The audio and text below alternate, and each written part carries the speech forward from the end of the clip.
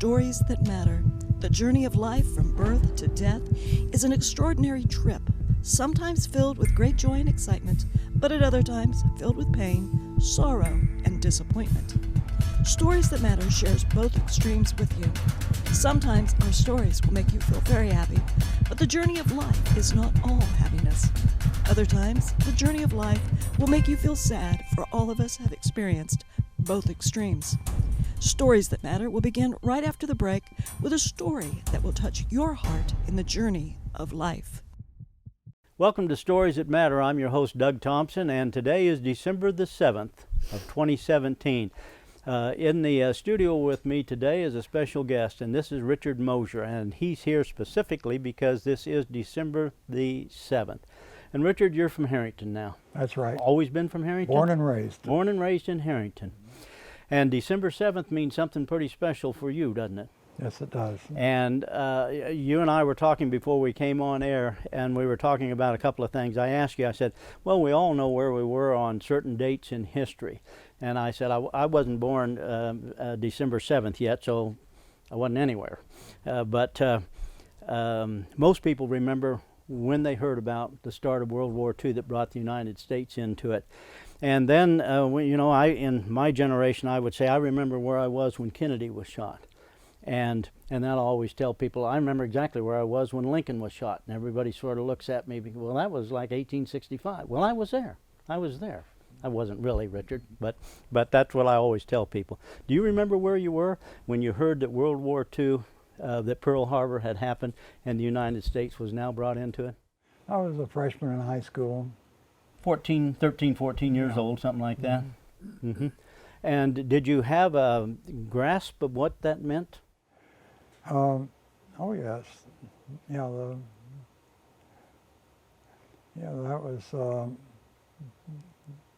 really scary to think, of our fleet being destroyed and what's going to happen. And your dad had a pretty good grasp on it. You told me because you said as you guys were traveling in the car, and that was much earlier, that was probably 1939 when Hitler moved into Poland. Mm-hmm. And you told me you were traveling in the car and your dad turned to his wife, your mom, and said, our boys are going to be in this because this is going to become a world war. You remember him saying that? Very much, and that from there on I was always aware of what's happening and what's coming. And your older brother, a couple years older than you, he was actually in combat in World War II. Yes. What was his job? He was chief of gun section of the 105 howitzer, and they were over in Germany. He saw a lot of combat. Yes. And then you were a couple years behind him, and tell me about it. On some date you got a notice that you were being drafted. Would that be correct? And then before you went in as a draftee, you actually enlisted. Am I right? Yes. Okay. And so when you enlisted, you had no idea, of course, where you were going to go. No. What was the stage of the combat at that time? Were we still involved in war, or had the war fighting ended? The war was winding down. It was in the final year. Okay, but winding down, of course, you didn't know you would wind up in Japan. No. Okay, you had no idea where you were going to go, whether it would be the European theater or the islands. No idea. Okay, and then of course you remember, because this was a time frame, I've studied it, but I wasn't around then. You remember when Truman made the decision to launch the atomic bombs? Yes, I do. Did you ever get to visit either of those sites in Japan that were hit by the bomb? A lot of my friends went to Hiroshima, and I didn't, and I'm grateful I didn't, because it could have been radioactive. So I never did go. Okay. And then Nagasaki was the other one. Yeah. Let's see. The first one was August the 6th, 45, and then August the 9th. Mm-hmm. And you lived through that time frame, of course. Were you in the military at that time? August the 6th to 45, had you already active duty? No, the war, they surrendered before I was drafted. Okay. And then as soon as you were enlisted, and then you were assigned where? For basic? Well, basic, you went where? I went to Camp Robinson at Little Rock for basic training. And then from there, where did you go? From there, they sent me to Camp Stoneman, California to wait, the boat to go to Japan. When did you know you were headed to Japan? Probably when I got to Camp Stoneman. That's when they told you. Tell me, what was your parents going through at this time frame? Because they got 2 kids, and one of them's already in combat, and the other one's headed to Japan. Any feedback from your parents? No, my dad was in World War I, and so he understood. Okay. All right, so you get on the boat and you're headed to Japan. Were you concerned about what you were going to walk into? Because this was a foe that fought very hard, and now you're stepping onto their soil. Were you concerned? No, it was all very big adventure. Tell me about it. Well, the first thing was a big thrill. Our boat went into Pearl Harbor for the day, and that was exciting. And you went into Pearl Harbor. Yeah. And we're going to cut away and take a break, but when we come back from that, I want to talk to you about what you saw, because that was a different vision of it than what we get now. We're going to take a break. We'll be right back.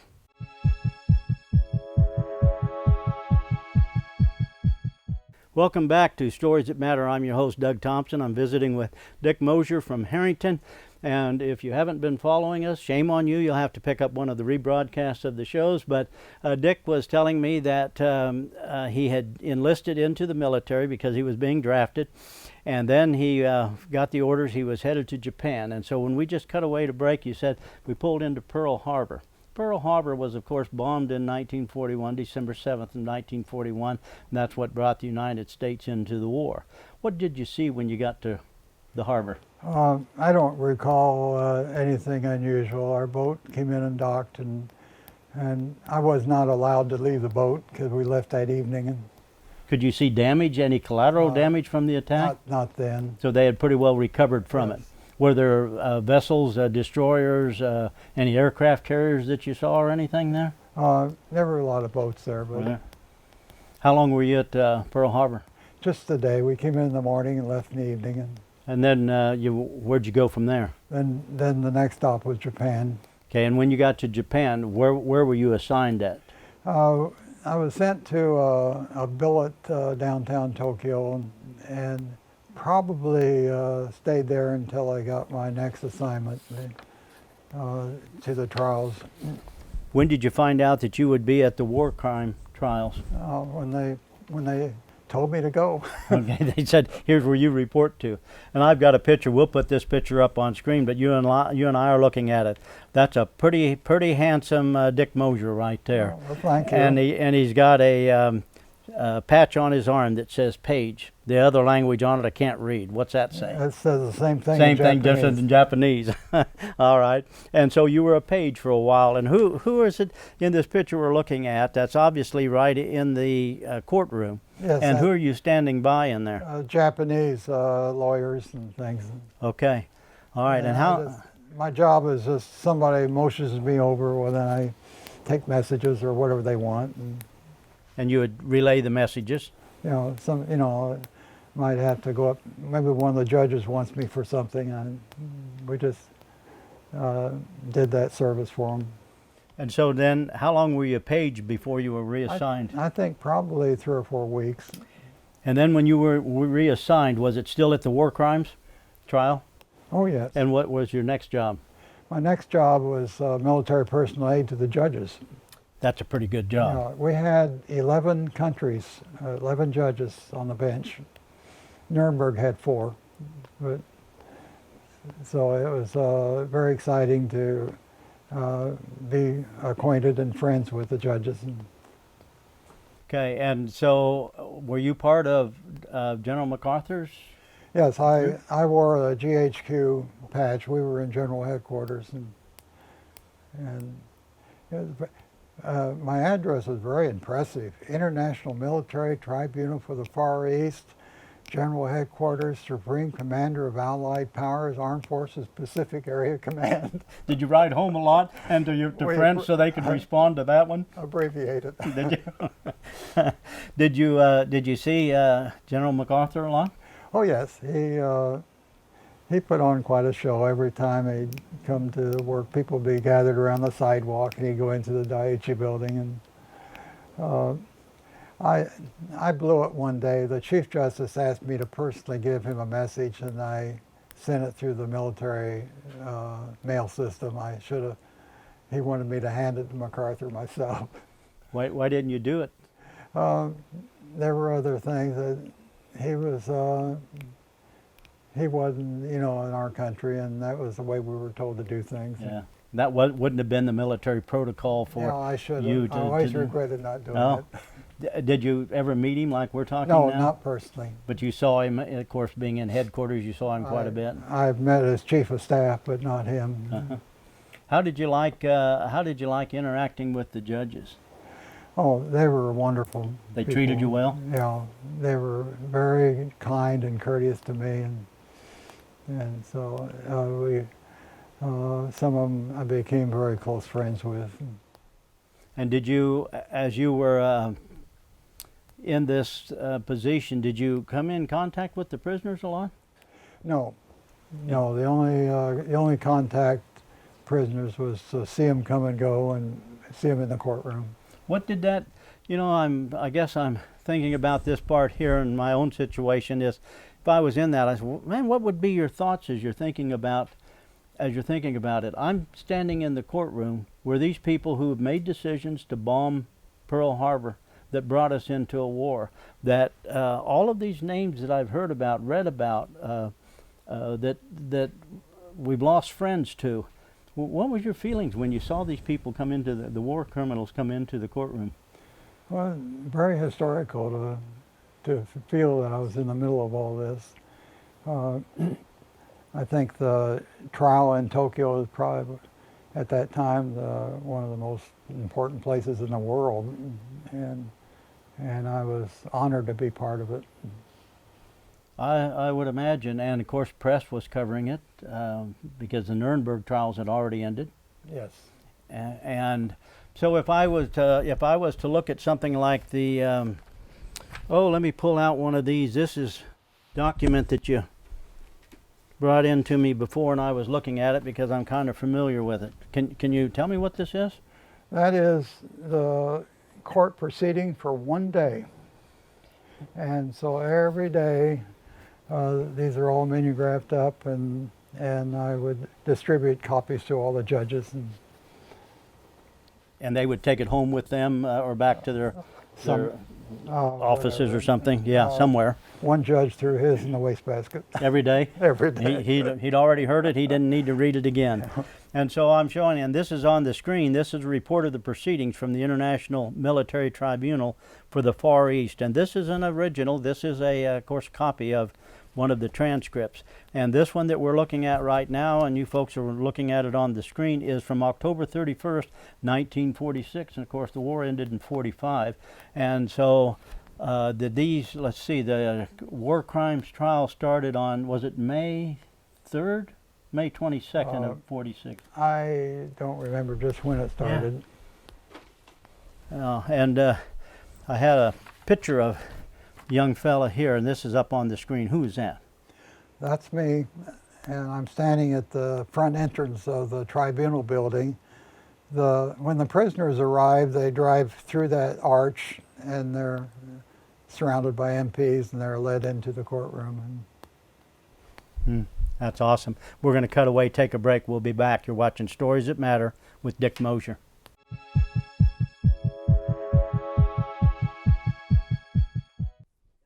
Welcome back to Stories That Matter. I'm your host, Doug Thompson, with Dick Mosier from Harrington. If you haven't been with us, I'll give you a quick fill-in on this. This is December 7th of 2017, and I'm visiting with Richard Mosier because he was drafted and then enlisted at the same time. Once he realized he was drafted, wound up as in the war crimes trial in Tokyo.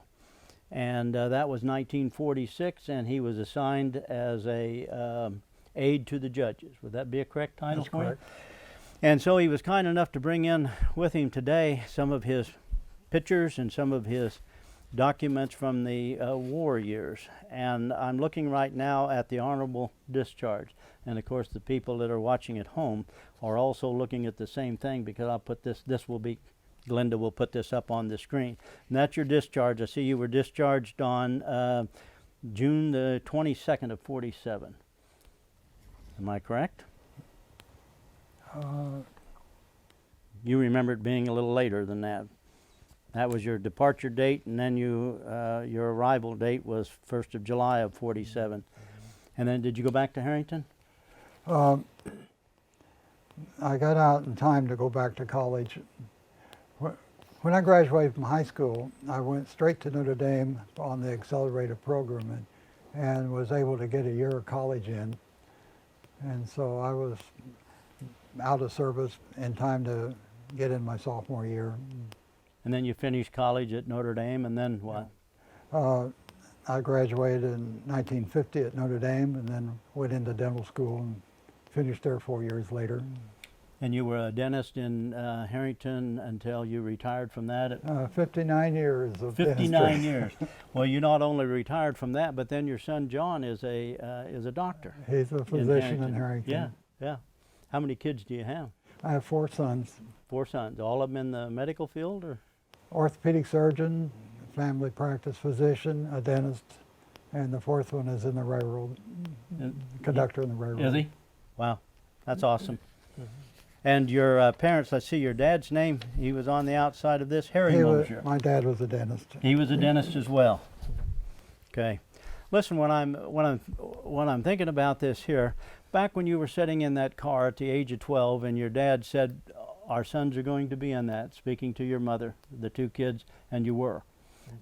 Did you have any idea at all that you may wind up in Japan and be part of the war crimes trials? No, you just know there's a war going on. I recall there were early days things weren't looking good. Yeah. And so day by day you'd worry when you see the newspapers and headlines and hope that things will get better. Yeah, it was a rough start. Yeah. The United States was fighting, of course, two fronts, and everybody was involved in some effort in the war, whether you were at home or you were off in combat. I'm going to show some of the pictures that, of course, are in your the brochure that you brought up, or the family album that you brought up with us. And that's you in the Jeep by the bridge.